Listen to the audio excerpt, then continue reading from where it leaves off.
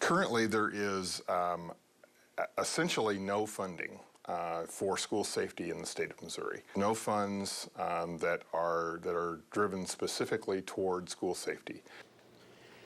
After the Valentine's Day slaughter of 17 students at a Florida high school, a renewed focus on school safety and security was ignited, particularly how to pay for it. Many state governments proposed and passed grant programs, but Missouri is not one of those states. ABC 17's Joe McLean asked education leaders in mid-Missouri if it's leaving some districts vulnerable.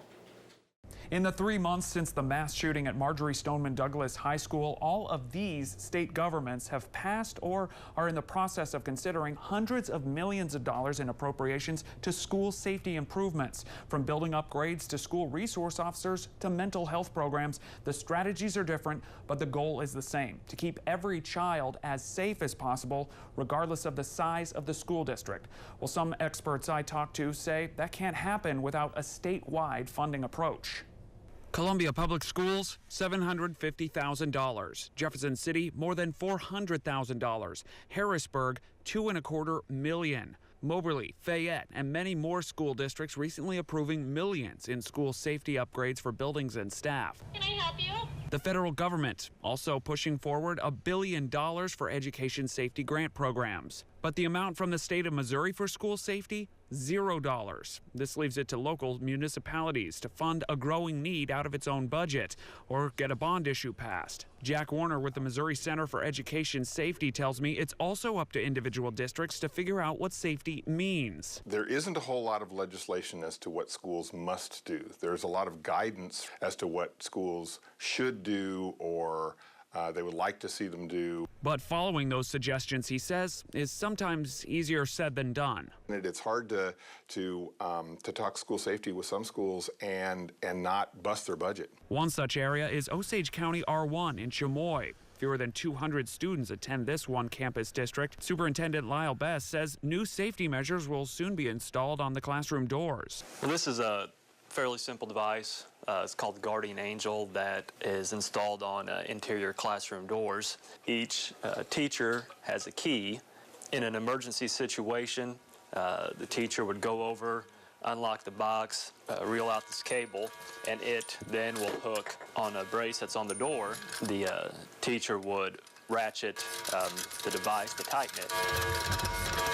Every year we do look at, are there things that we can do to improve our security, cost-effective, that would provide a benefit. While Best says they're constantly evaluating the evolving safety needs of the district, it was clear from his description of the funding process that Osage R1 looks at what it can afford ahead of what the district might need.